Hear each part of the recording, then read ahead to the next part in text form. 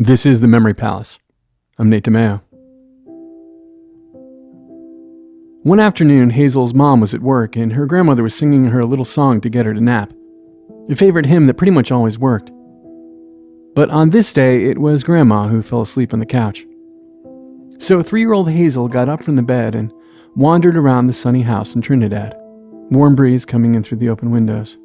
And she walked to the piano, and she played that hymn, that song her grandma had just sung herself to sleep with. She had never played the piano before. She took what she'd learned from watching her mom teach bigger kids lessons when no one knew she was watching, took what she'd been able to deduce about the functioning of this marvelous machine that she wasn't yet allowed to touch, and took what she'd heard, took the music that filled her, and she played. Not like a child. These weren't mere probing notes stumbling toward a melody. What her grandmother heard, awake now, and agape in the doorway, was music, fully formed, two-handed. What she'd heard, she'd say, was a miracle. One afternoon, Frank Damrosch was in his office at Juilliard, making notes and some music from Mendelssohn or Mahler, or whatever the professor was doing before he'd heard an atrocity being committed down the hall. He couldn't take it. He wasn't in charge of auditions, but he couldn't just sit idly by as someone butchered Rachmaninoff. The point of your Juilliard audition was you demonstrated your mastery of the masters. The point of the audition was you showed what you'd learned so they could determine whether you could be taught. But here, someone was ruining the professor's day by ruining the prelude in C-sharp minor. Someone was improvising and interpreting it, and as he stormed down the hall to put a stop to it all, he could hear all the better just what was all wrong. Someone was playing the minor chords as sixths. It was a bastardization bordering on blasphemy. And the professor barged in, and then he stood in the doorway, agape. The music drowning out the traffic on 120th Street, as he watched an 8-year-old girl at the piano. And let's just say it too, as he watched an 8-year-old black girl, and it was 1931, and how woke could this guy be in 1931? And as he watched her play, he realized she was playing the sixth and had shifted the key because her fingers couldn't stretch the whole octave. And that was the best she could do with her 8-year-old hands. Her mind, it seemed, could do anything. And he had never seen anything like it.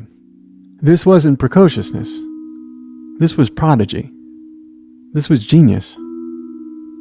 This was the kind of promise that had to be harnessed and nurtured. This was the kind of promise that had to be kept.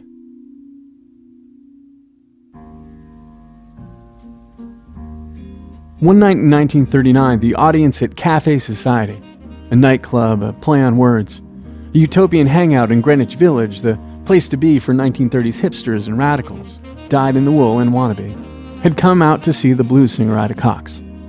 The place had opened a year before as an intentional thumb nose or flipped bird to white-gloved and white-skinned Manhattan nightlife. It was pointedly unpretentious and political.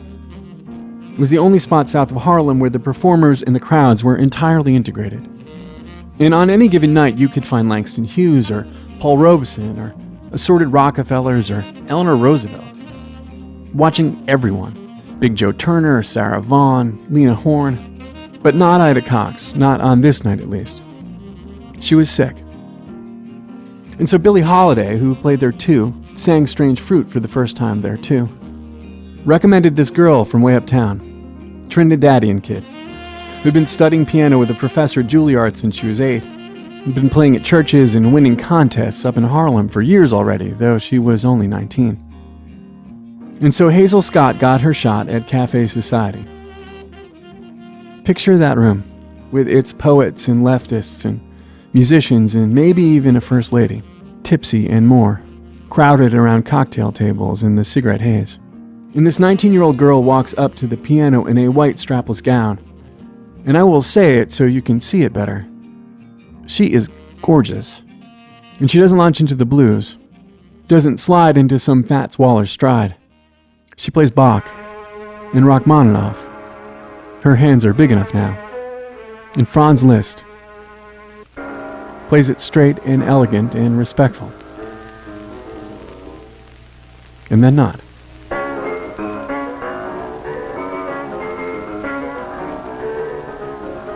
This music isn't from that night. There wasn't a string section at Cafe Society, and there wasn't a recording device there either.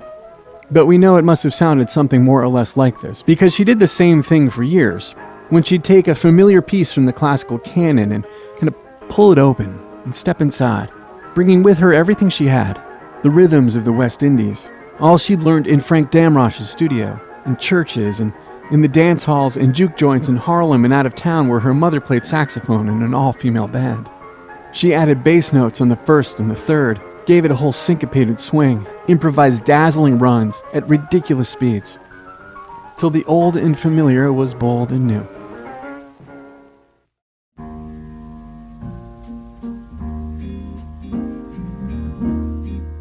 And she rode this idea, people called it swinging the classics, to Carnegie Hall, to guest spots with Count Basie's orchestra, to a regular gig at Cafe Society that was so popular they opened another one uptown, where she played every week, where she made friends with Sinatra, and Dizzy, and Bird, and Lena, and Lenny Bernstein, where she caught the eye of Adam Clayton Powell Jr., the first African-American congressman from the Northeast. They got married. They had a son. And they were the toast of the town. She was on the covers of Ebony and Essence over and over. She was an activist and was one of the only performers at the time to refuse to play to segregated audiences.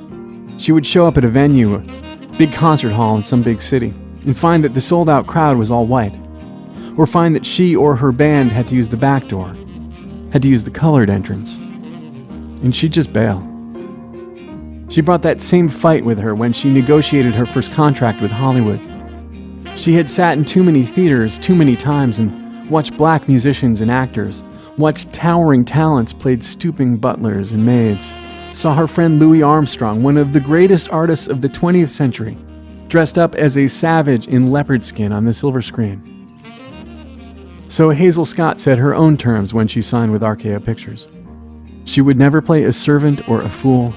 She would never suffer the indignities that black actors like Bojangles Robinson or Butterfly McQueen had to on screen. She would have final approval of all musical numbers. She would wear her own clothes. She would only appear as herself. How's the piano, Hazel? I guess it'll hold up. When the black keys meet the white keys on Piano Avenue, do their music, they do. They swing it in G, corner keyboard streaming. The black and the white do it all right, all right.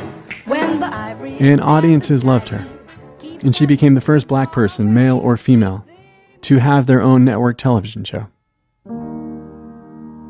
It was 1950, and Hazel Scott, an immigrant, a child prodigy, was one of the most successful and beloved performers in the United States, one of the most famous women in the world, and seen as the embodiment of the promise of America.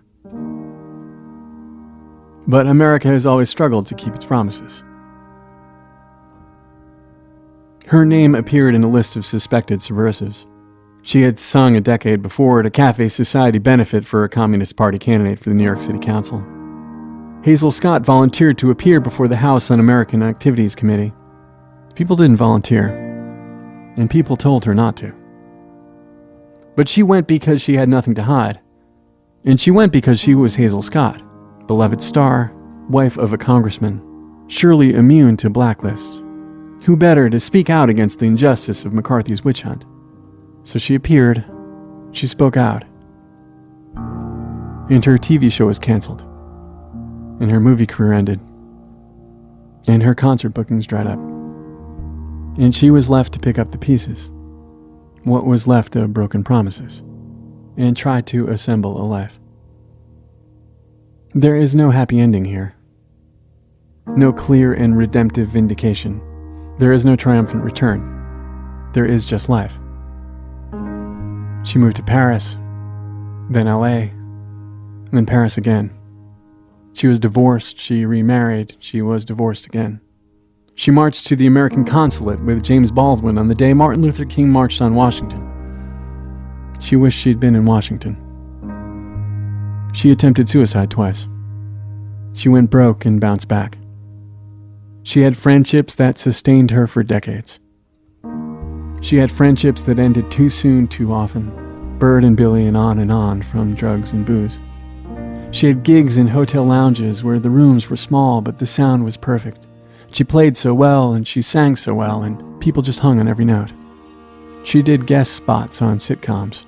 She put out a great record in the early 60s and a disco record that was less so.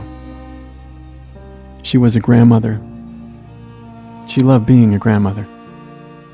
She was forgotten, but so many are.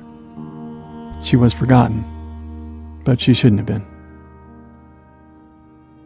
And there's a poem, a piece of a poem to remember her by, if you'd like to, by her dear friend Langston Hughes.